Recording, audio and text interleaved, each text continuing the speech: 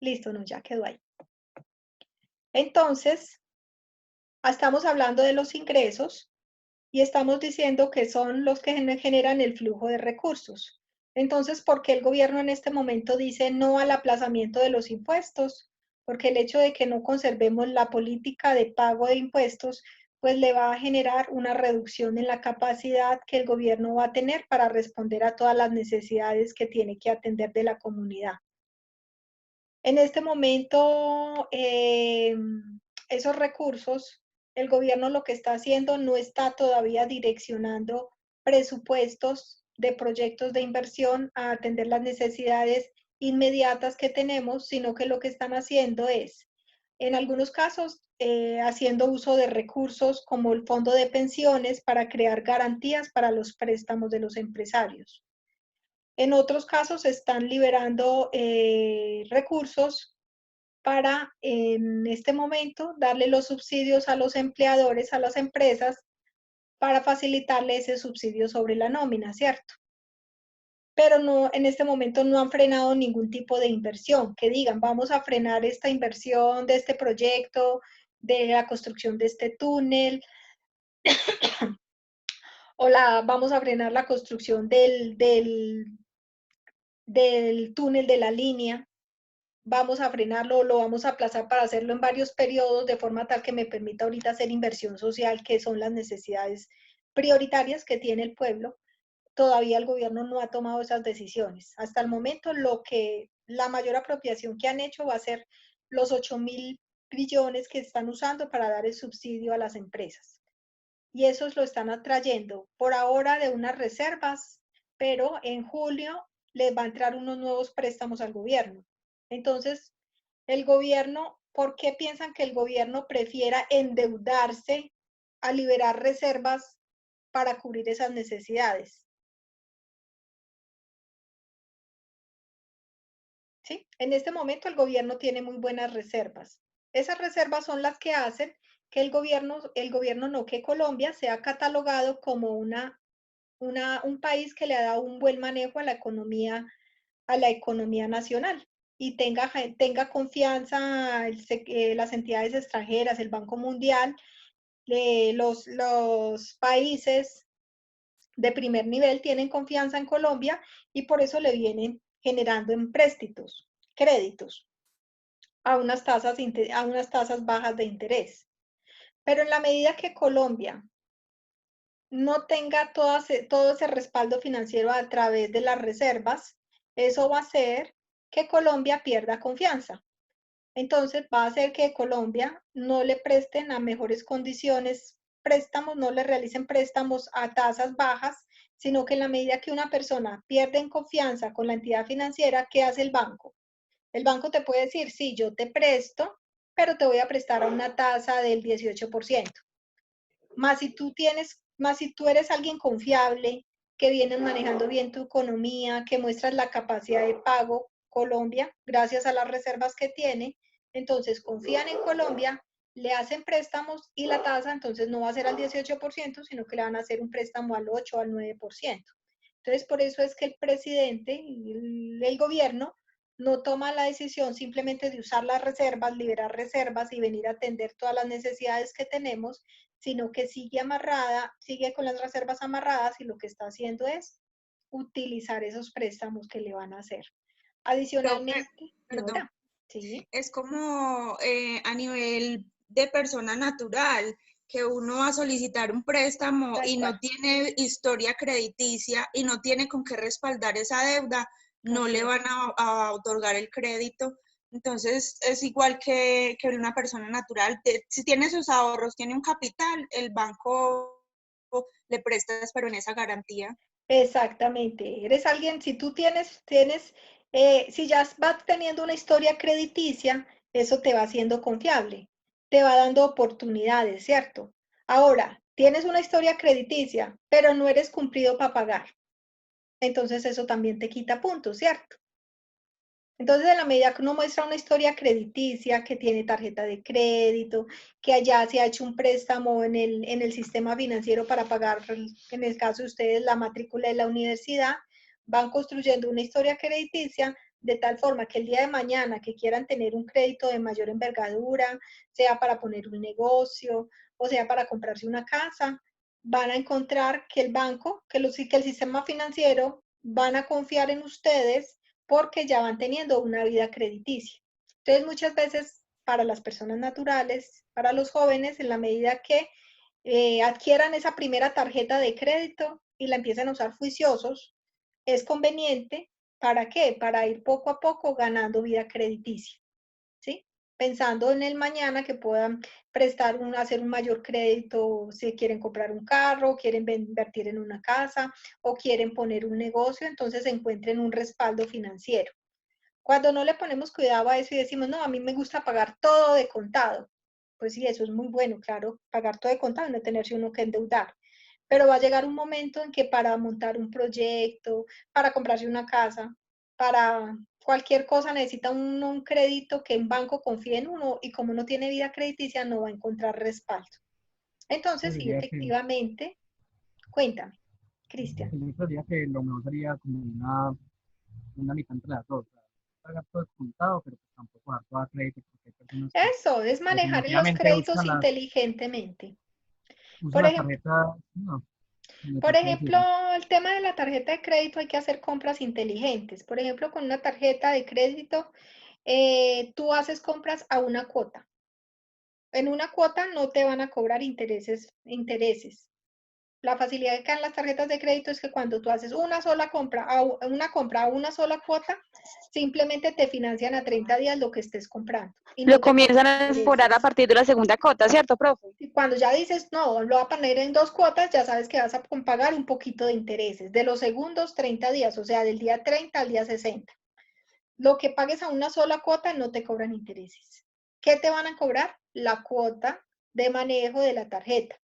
Entonces, por ejemplo, cuando manejas una tarjeta que Falabella o el Éxito, tú dices, la voy a conseguir, pero consíguela para aplicar a los descuentos especiales. Entonces tú dices, no, yo la voy a comprar, la voy a conseguir, pero para hacer compras inteligentes. Ah, bueno, sale un televisor y yo me quiero me quiero comprar ese televisor. Aprovechas el descuento, ¿no? Que hoy están con descuento del 50%. Entonces ahí esas son compras inteligentes, obviamente pensando en la necesidad, no de generar necesidades, ¿cierto? O sea, yo lo quiero comprar es de acuerdo a lo que yo necesite. El problema de las tarjetas es que se vuelve compras compulsivas y pierdo el Adictivo. control de la tarjeta. Y pierdo el control de la tarjeta. Y obviamente el banco viene y le dice, hemos visto que usted maneja muy bien nuestros productos. Uno dice, si todavía no tengo nada, ¿cómo me están diciendo eso? Ustedes manejan muy bien nuestros productos, entonces le voy a subir la cuota de su tarjeta de 1 millón a 10 millones de pesos. Y uno se pone feliz, uno dice, uy, tan chévere, sí, que están confiando en mí.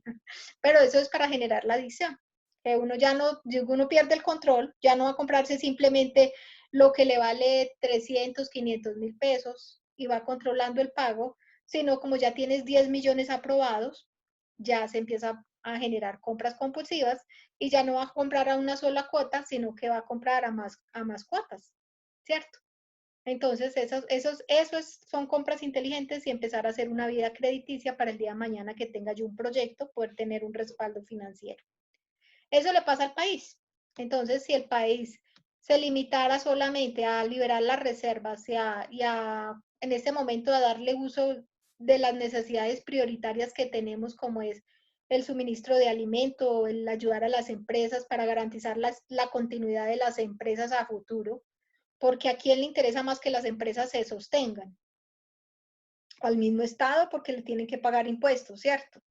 A los bancos, uno parece que los bancos no pensaran a futuro, a los bancos les debiera interesar la sostenibilidad de las empresas a largo plazo, porque son las empresas las que mantienen a las entidades financieras, ¿cierto?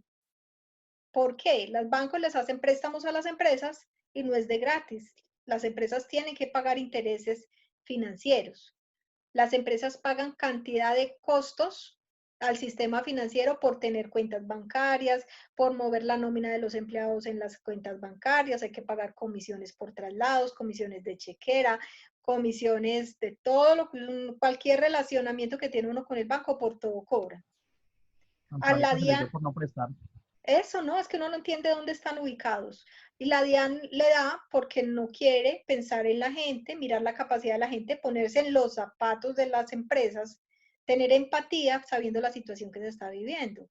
Ellos que se ganan con presionar a las empresas y cogerlas del cuello y miren a ver cómo pagan, si ellos también tienen que pensar que las empresas se tienen que sostener, que es la forma que el Estado va a garantizar tener esos recursos, esos flujos de caja a futuro, porque si no, las empresas van a tener que liquidarse. Y tristemente y lamentablemente en este momento muchas empresas ya se están metiendo en estados de liquidación. ¿Por qué?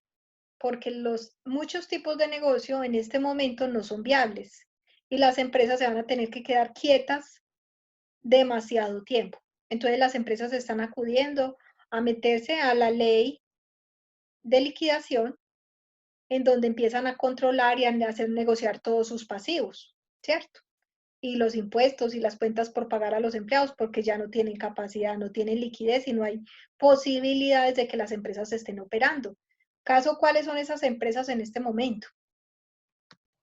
Las micros, los bares, también todo eso, Eso, los bares, discotecas, algunos restaurantes, algunos sectores de turismo. Creo que, exactamente. creo que hoy mencionaban como que 13.000 estaban como en problemas, 13.000 empresas. Terrible, es terrible, es que son cantidades de empresas turísticas las que tenemos, hoteles, los hoteles están graves, los hoteles están graves. ¿Cómo se llama el hotel que tenemos en Cerritos?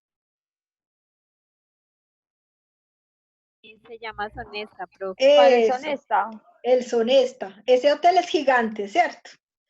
Ese hotel Hermoso. está manteniendo en este momento, apenas lo aperturaron la semana pasada y apenas hasta antier le habían llegado 6 clientes. La semana pasada llegaron unos extranjeros, llegaron como Profe, es que tres extranjeros y se quedaron 3 días y estaban en Colombia desde diciembre. Menos mal, ¿cierto? Porque es preocupante que mencionar la palabra se le iba a decir extranjeros yo. en este momento. Pero no, estaban en Colombia desde diciembre. Pero pues imagínate tú mantener un hotel de esa envergadura y en este momento Sí, activarlos de esa para 6 magnitud. clientes de esa, sí.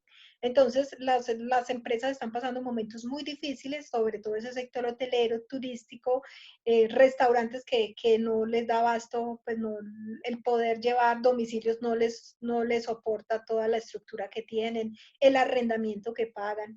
Hablaban la semana pasada de una discoteca, no, un restaurante, que pagaba 40 millones de arrendamientos.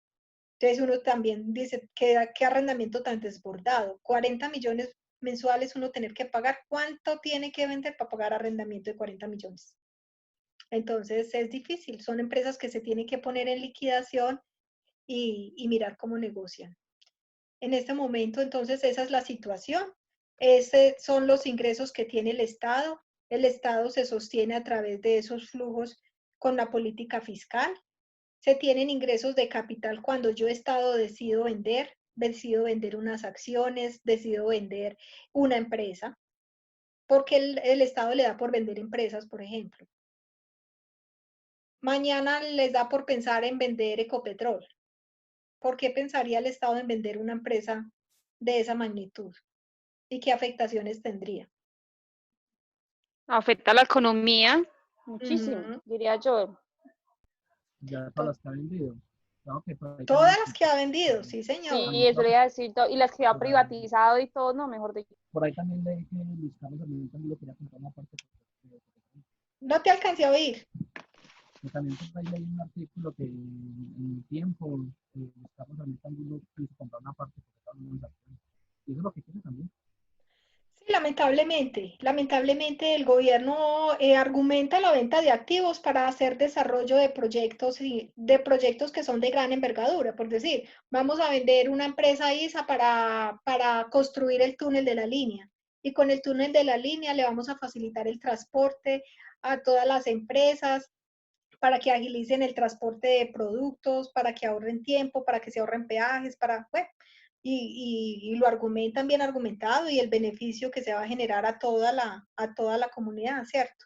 Porque son proyectos muy grandes, pero obviamente es cambiar tú un activo que te está generando ingresos, que te están pagando dividendos, que no son cualquier empresa como ISA, Interconexión Eléctrica, que es una empresa que está hasta a nivel internacional y haberla vendido, es sacrificar demasiado, es sacrificar la posibilidad de tener un flujo de caja continuo cada mes, cada año, por las utilidades para ir simplemente a hacer una inversión, bueno, va a generar otros ingresos a futuro reflejado en peajes, reflejado en otras formas de pago, pero pues el tener que sacrificar las empresas del Estado es un golpe fuerte, más aún cuando detrás de ellos se entra a maniobrar la plata y se generan tanto fraude, ¿cierto? Entonces es descapitalizar al Estado. Entonces, a través de todos estos ingresos, contribuciones. Entonces, en contribuciones, ¿qué encontramos en contribuciones? Tenemos contribuciones especiales. Las empresas, por ejemplo, le tienen que pagar contribuciones a las superintendencias. Todas las superintendencias, si yo soy una empresa de servicios públicos, tengo que pagarle contribuciones a la superintendencia de servicios públicos. Si yo soy de valores, tengo que pagar contribución a la superintendencia de valores. Digamos, son contribuciones, pagos especiales que se hacen para sostener esas entidades en específico. Nosotros, por ejemplo, una contribución que pagamos y la vemos reflejada en la factura, ¿cuál es? En todas las facturas de servicios públicos se cobra una contribución. ¿A quiénes? A los estratos 5 y 6 se les cobra una contribución para subsidiar a los estratos 1 y 2, que también en todos los servicios públicos se les da un subsidio, ¿cierto? Creo que es del 4 al 6. ¿Ah? Es del 4 al 6. El 5 y 6. 5 y 6 se subsidia 1 y 2. Ah, bueno, y comerciales e industriales, ¿cierto? Ellos tienen que pagar todas esas contribuciones. Los parafiscales, ¿qué son?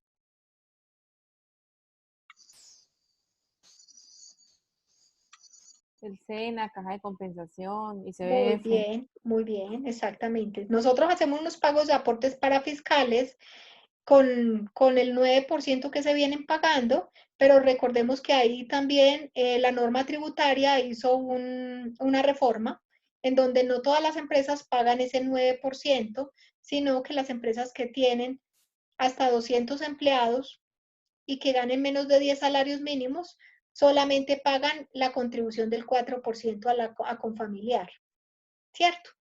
Y tienen también el beneficio de no tener que pagar en la parte de salud el 8% que venían pagando las empresas y solamente se paga el 4% que nos descuentan a los empleados. ¿Sí conocían esa parte, niños? Ni idea. Por mi parte, no. Bueno, tomen Me lo nota. repetí una Ese parte. es importante. Se las voy a volver a decir despacio. Normalmente las empresas le pagaban al Estado los aportes parafiscales. Entonces yo tenía una nómina de 100 empleados y sobre el salario de los 100 empleados debía de pagar el 9%. ¿Cómo era el 9%? El 4% para la caja de compensación, el 3% para el Instituto Colombiano de Bienestar Familiar y el 2% ¿para quién? Ayúdenme. Para el SENA, ¿no? Para el ICBF, SENA. ¿qué es? Sí. Familiar. Eso, para el SENA. Entonces, 5 más 3, perdón, 4 más 3, 7, más 2, 7, 9, ¿cierto? 9. Entonces, siempre se pagaba. Entonces, en la reforma tributaria, en la ley, ay, se me fue en ese momento, 1617, 1607, algo así. sí, se cambió, 1607, sí, se cambió y entonces, ¿qué dijo el gobierno? Vamos a generarle un beneficio a las empresas por generar empleo. Entonces, por generar empleo le Sí, personas dijeron a las naturales. empresas, les dijo, y a las personas naturales también aplica. Entonces les dijo, bueno, ustedes como me van a generar empleo, Tengan más entonces de 2. le voy a dar beneficio, sí, personas naturales que tengan más de 2 empleados. Entonces les voy a generar el beneficio y ya no me van a pagar el 9% de aportes parafiscales, sino que solamente me van a pagar el 4% de aporte a la caja de compensación. ¿Y por qué pensaban en ese 4% de la caja de compensación? porque cuando yo le pago la caja de compensación el 4%, recordemos que la caja también le va a pagar a mis empleados Porque eso es como el subsidio un familiar. subsidio. Eso. Entonces la caja me le va a pagar a mis empleados el subsidio familiar por sus dependientes económicos, que pueden ser los hijos, la esposa, la mamá, la hermana si depende, los hermanos si dependen económicamente de la persona y tienen alguna limitación. Entonces ellos todos tienen derecho a un subsidio, ¿cierto? Por eso se conservó el 4%. Y adicionalmente les dio el beneficio también de que no pagaran el aporte a salud. En salud, ¿cuánto era el aporte? El 8. Era el 8% de la empresa más 4% del empleado. Es decir, nosotros veníamos pagando el 12% en salud y el 16% en pensión, ¿cierto? Entonces, con esa ley también le redujo el aporte a salud y le dijo a las empresas, ya ustedes no me van a pagar el 8% a salud, sino que cuando me paguen los aportes solo me van a pagar el 4% que le descuentan a los empleados, ¿sí? Entonces, la mayoría de las empresas hoy viven ese esquema, ¿sí? Las personas que se ganen más de 10 salarios mínimos, sobre ellos la empresa sí no puede hacer uso de ese beneficio. Sobre los señores gerentes, subgerentes que se ganen más de 10 salarios mínimos, la empresa sí tiene que pagar el 9% de aportes para fiscales y el 8% más el 4% del empleado, es decir, el 12% al sistema de salud. ¿Listo? Entonces eso aplica, tomen nota. Y pagar la totalidad. Profe, pero también hay como hay una cosita ahí que pone como el gobierno, como una, ¿cómo se llama eso? Como una espinita y no sé. Una responsabilidad. Porque él quita eso para que las personas, pues digamos que las empresas puedan emplear más personas, ¿cierto? Se supone, y que no ganen más se supone, sí. Se supone. Pero después digamos, lo cobra por lo del medio de la industria y comercio, que ahí como que por ese lado como que por un lado le quita el beneficio, pero se lo cobra por otro lado, o sea, eso es como contradictorio, pues pienso yo, y así es. Pero uno es independiente del otro, o sea, ese es impuestos nacionales. Sí, es independiente, pero igual se lo descuentan a un lado, pero igual se lo van a cobrar por otro lado, claro, o sea, tampoco es que sea como tan... No, esos son balanzas, sí, entonces... eso no es que sea tan chévere y que sea gratis, no. Excelente, no, esa anotación estuvo muy importante. En su momento, con la ley 1607, se creó el impuesto al CREC. ¿Recuerdan el impuesto al CREC? ¿Les tocó? No, a mí no. Ese impuesto al CREC justico era el 9%. Pero ese ya lo quitaron. Ese lo quitaron. Ya no existe, eso ya... Eso. Entonces ya se volvió, entre comillas, un beneficio real porque el gobierno, de lo que declaramos en la renta, tiene que sostener al Instituto Colombiano de Bienestar Familiar y tiene que sostener al SENA, ¿sí? Entonces ya no sale del aporte de todas las empresas, sino que desde las declaraciones de renta tienen que contar presupuesto para esas dos entidades. Porque ya no es suficiente ahí se los cobra. la contribución que les llega a derecho, sí, exactamente. Entonces, listo ahí, claro, esa parte de impuestos, contribuciones, aportes para fiscales. Fondos especiales son fondos que se generan específicamente para atender un proyecto como tal. En fondos especiales en que vamos a encontrar fondos para desarrollar, chicos, no demoran en cortarse la conexión. Entonces, para cuadremos de una vez, espérame, ¿qué horas son? Cuando se corte la conexión, nos tomamos... Ya por el chat estamos armando los grupos. Sí, perfecto. Ahorita empezamos a armarlos para hacer inventario en todos en grupo. Excelente. Ahorita entonces que Profe, se nos y eso cada uno se asigna. Damos 15 minuticos para el refrigerio. ¿Listo? Profe. Listo. Ya, te escucho. Cuéntame, Luisa. ¿Cada uno se asigna o usted nos asigna?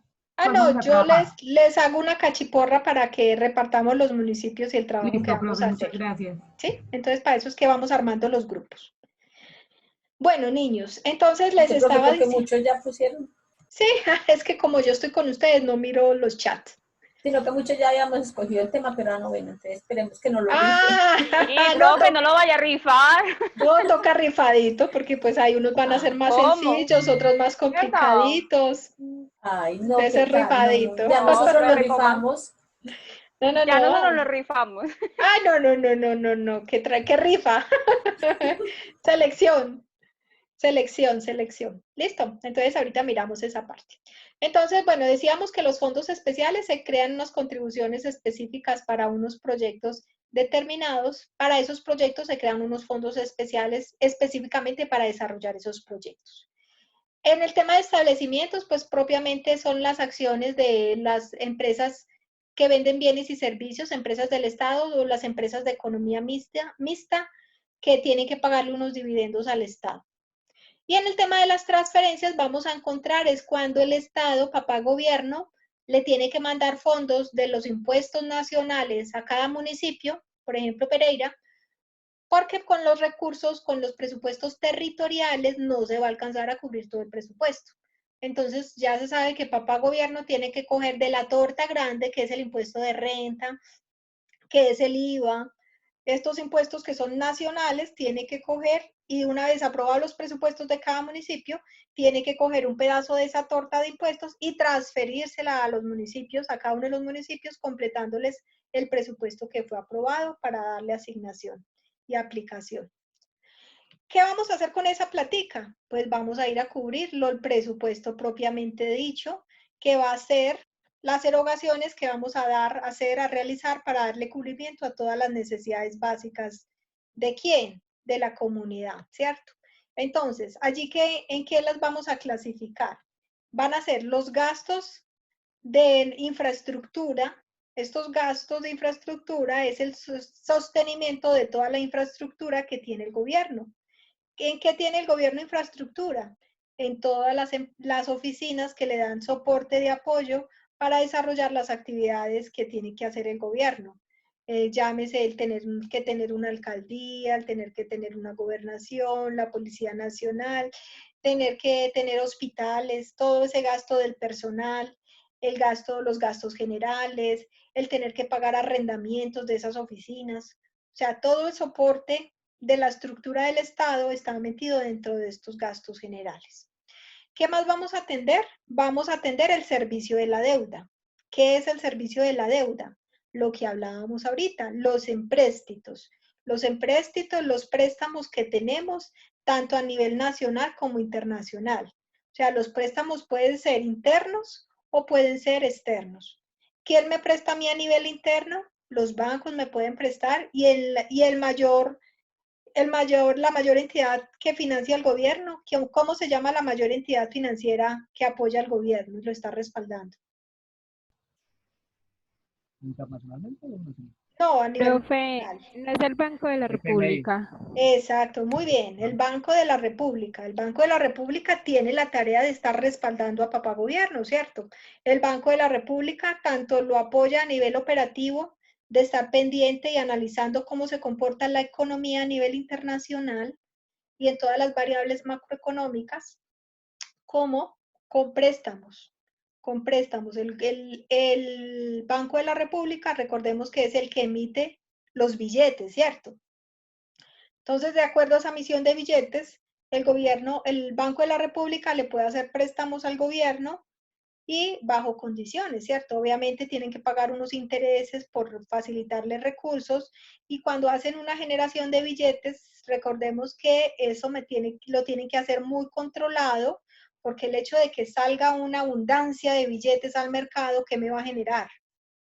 ¿Qué le va a generar al mercado el hecho de que el banco diga, señor presidente, usted necesita plata para respaldar a las empresas, venga, produzcamos billetes?